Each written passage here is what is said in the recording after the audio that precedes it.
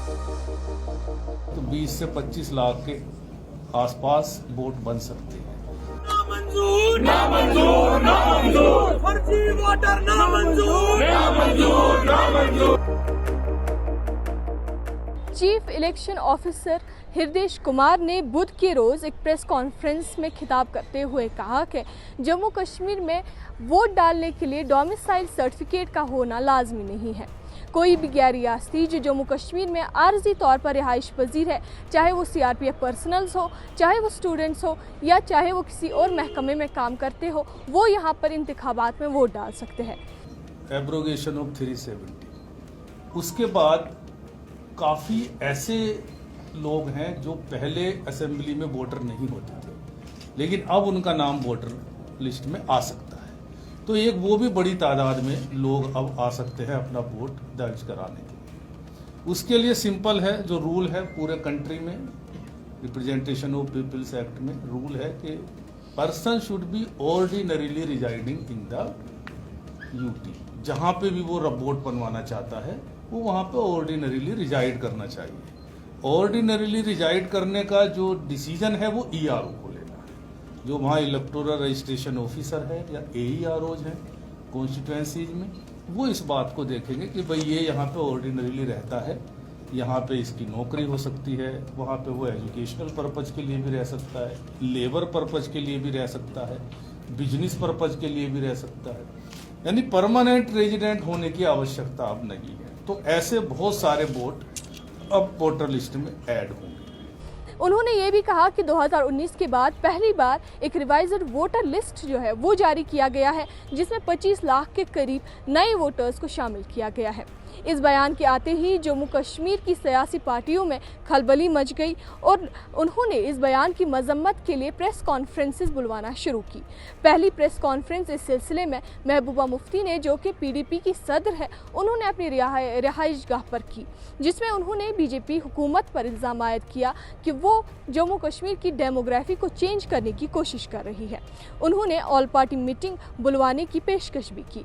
इसके कुछ लम्हात बाद ही डॉक्टर फारूक अब्दुल्ला, जो कि प्रेसिडेंट है नेशनल कॉन्फ्रेंस के, उन्होंने अपनी रिहाइशगाह पर 22 अगस्त को एक ऑल पार्टी मीटिंग का इनेकाद किया, जिसमें अपनी पार्टी और पीपल्स कॉन्फ्रेंस के बगैर तमाम तर छोटी बड़ी जमातों ने शिरकत की।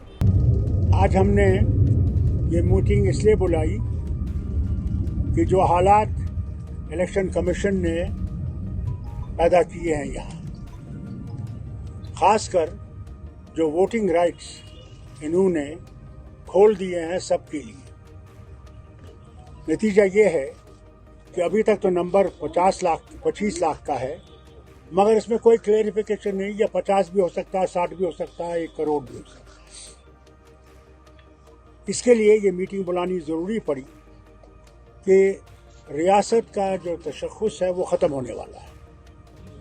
डोगरे की पहचान ख़त्म हो जाएगी, कश्मीरी की पहचान ख़त्म हो जाएगी, पहाड़ी और गुज्जर सरदार जो भी यहाँ रहने वाले हैं, जो यहाँ के बाशिंदे हैं, इनकी पहचान ख़त्म हो जाएगी। असेंबली जो होगी वो बाहर वालों के हाथ में होगी और यहाँ के लोग जो हैं वो उससे महरूम हो जाएंगे। इसलिए ये मीटिंग बुलाना ज़रूरी पड़ी है और हमने सब ने इस पे बातचीत की है और इस बात पे आ गए हैं कि हम लोग ये कबूल नहीं करते हैं कि जितनी भी पार्टी जहाँ बैठी हैं, जो इन्होंने ये कानून लाया है कि बाहर वालों को वोट देंगे, हम सब पार्टियाँ एकजुट इसके खिलाफ हैं और इसको कबूल करने के लिए तैयार नहीं है। दूसरी बात जो बहुत ज़रूरी है और अहम है, अभी जो कत्ल हुए हैं, मारे गए हैं, वो कश्मीरी पंडित हों, वो लेबरर हों, वो यहाँ कश्मीरी मुसलमान हों, वो पुलिस वाले हों, फौजी हों, उसकी भी हमने बड़ी ज़बरदस्त निंदा की है और गुजारिश की है कि ये जो इनने कानून लाया है ये भी एक मुसीबत का गढ़ बनेगी, क्योंकि हर एक को तो पहले पॉलिटिकल पार्टीज़ को हमारे पास प्रोटेक्शन नहीं है, इनके पास तो हर मजदूर को कैसे ये प्रोटेक्शन देंगे। हमें वो भी ख़तरा है कि उन पे हमला होगा और ये इनको बहुत सोच के ये चीज़ें करनी चाहिए थी, मगर नहीं की। मैंने गवर्नर साहब, लेफ्टिनेंट गवर्नर साहब को 5 दिन पहले फ़ोन किया था।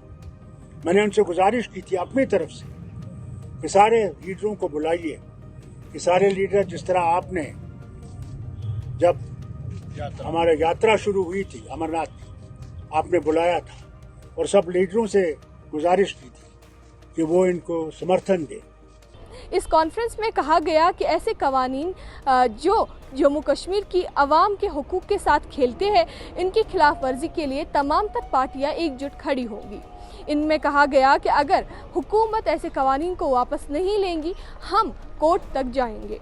आपको बताते चले, गौरतलब बात यहाँ पर यह है कि शिवसेना ने भी इस ऑल पार्टी मीटिंग में शिरकत की।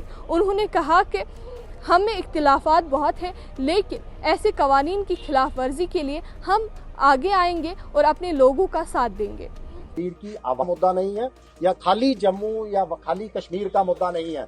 इसमें शिवसेना हो, नेशनल कॉन्फ्रेंस हो, पीडीपी हो, सब पार्टीज के लिए मुद्दा है। सब पार्टियां आवाम के साथ जुड़ी हुई हैं। जहां आवाम को परेशानी होगी वहां हम सब एकजुट होंगे और आवाम की आवाज बुलंद करेंगे। हिंदू, मुस्लिम, सिख, ईसाई, जितने भी जम्मू कश्मीर के रहने वाले आवाम। यहाँ बीजेपी के टॉप लीडर्स ने कहा कि बीजेपी सिर्फ जम्मू कश्मीर में कॉन्स्टिट्यूशन को लागू कराना चाहती है।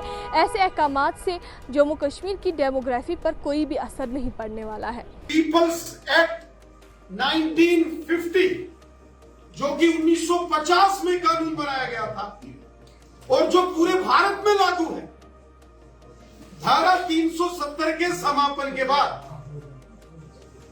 यह the representation of people's act 1950 अब जम्मू कश्मीर में भी लागू हो चुका है और जम्मू कश्मीर के अंदर रहने वाला हर वह व्यक्ति जो पिछले कई वर्षों से यहां रह रहा है और जिनकी आयु 18 साल से ऊपर जा चुकी है, वो अपना वोट मतदाता सूचियों में रजिस्टर्ड कर सकते हैं।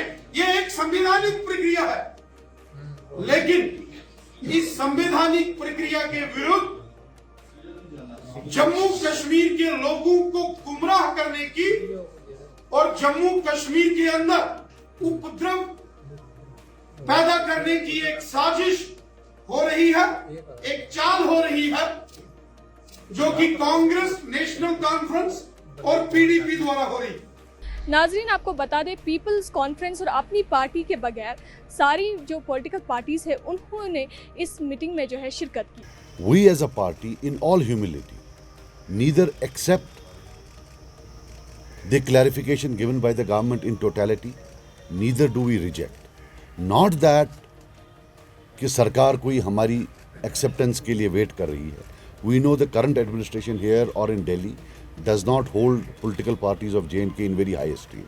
In fact, they always display contempt and disdain for them. So वो नहीं है, लेकिन हमें अपने लोगों की तरफ देखना है और हमें लगता है कि the final test is on 15th of October जब ये होगा। अगर हम अशरफ साहब की बात माने तो 15 अक्टूबर तक, 1 अक्टूबर तक इतने ह्यूज नंबर्स में लोग बाहर से लाकर डालना नामुमकिन है जब तक कि सरकार न करे। So it is not the law which is a threat to us. It is not the law of which we are scared. We are scared of those who are implementing the law.